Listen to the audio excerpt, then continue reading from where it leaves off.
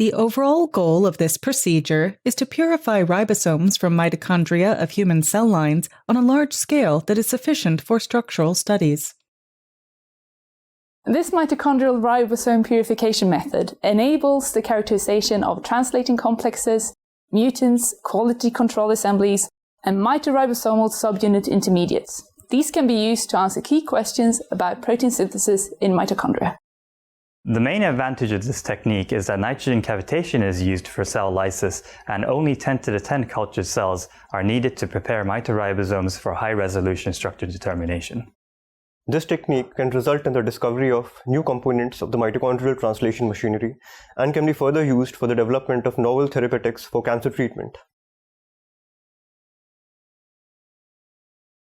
After culturing HEK 293S cells according to the text protocol, harvest 2 1-liter tubes of cells by centrifugation at 1000 times G and 4 degrees Celsius for 7 minutes.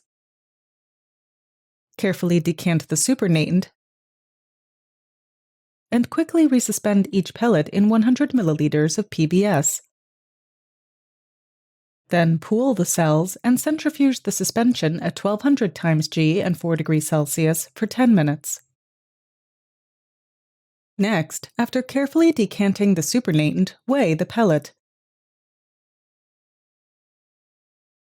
Then use 120 milliliters of MIB buffer to resuspend it, and leave the resuspended cells to swell in the cold room for 20 minutes. Transfer the swelled cells to a pre-cooled nitrogen cavitation chamber on ice.